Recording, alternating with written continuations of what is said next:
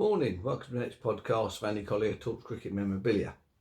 It's Saturday afternoon actually. I'm going to go to the Oval tomorrow, so won't have time to do it in the morning. So I'm doing it Saturday afternoon, lovely sunny afternoon here in Mitcham. So without further ado, I'm just going to go back on to a couple of podcasts ago when we were talking about Alan Davidson stuff.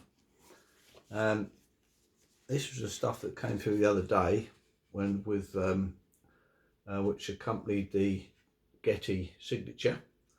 A nice Sir Paul Getty's fixture card there, 2001, and that's an envelope there. This envelope here addressed to Davo, and that's got an invitation card in it for the Friday the 20th of July 2001, and it's Paul Getty, KBE, requests a pleasure for your company in box 3, Mound Stand, Lord's Cricket Ground on Friday 20th of July. So that's quite nice, and there was Alan's reply there. So that's quite a nice little letter there. Put that back in there. A minute.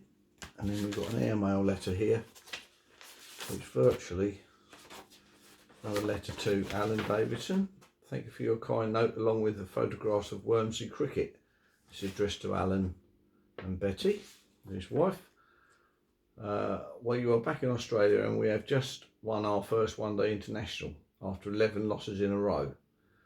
And if Victoria and I just been on the boat in the Balearic Islands, by the way.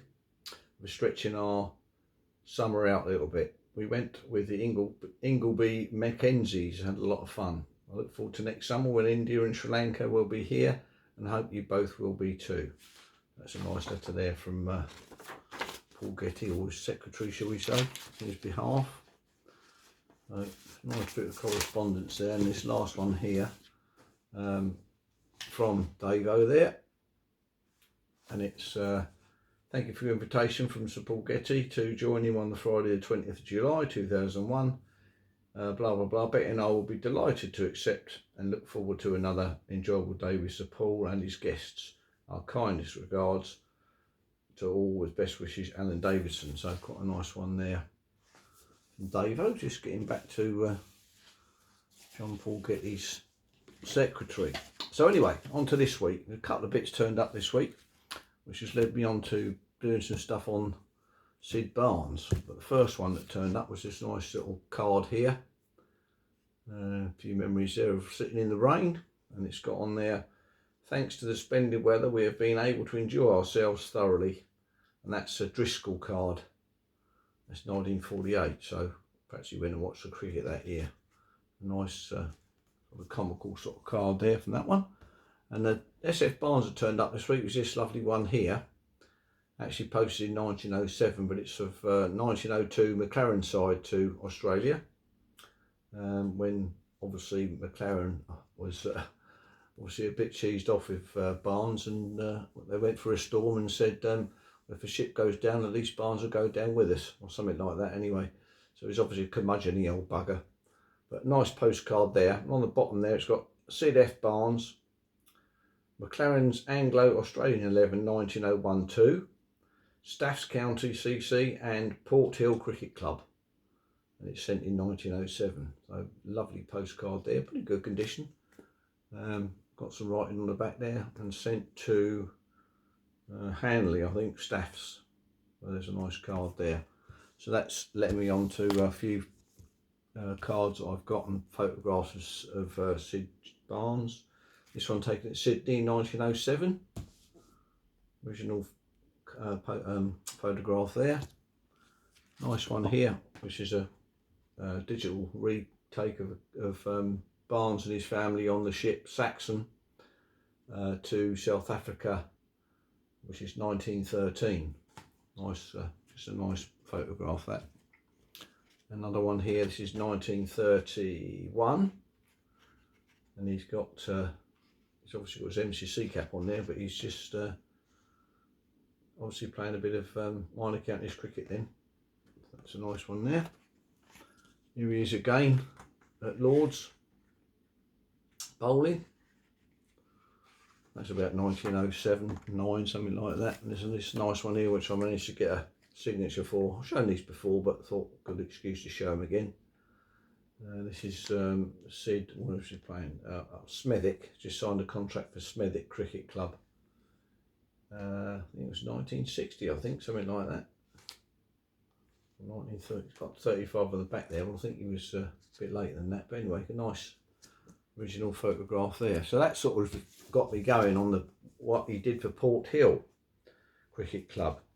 Joined him in about 1906-07, and then it's this is a book on S.F.Barnes, and it's got here Port Hill Cricket Club in North Staffordshire League in 1907. Barnes claimed 112 wickets in only 216 overs at a remarkable average of 3.91.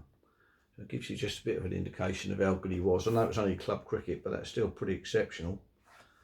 And then we're going on here for his Port Hill Cricket Club in the North Staffordshire League.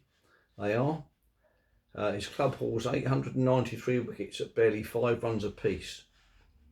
Many of Barnes' detractors have pointed to his disloyalty at a particular deficiency, but from 1904 to the outbreak of the war, he showed his devotion by playing his cricket in his home county, despite the fact that he could surely have gone elsewhere and named his price. Not only did he reward them with wickets and 5,625 runs, an average of 42.61, so he was a pretty useful player on the club cricket scene there without any question. And obviously McLaren drew him out of the Lancashire leagues, and in 27 tests he got 189 wickets at 16.43 for 242 runs. So that gives you some indication really of how good Barnes was and why he's nearly always regarded as one of Test cricket's best bowlers.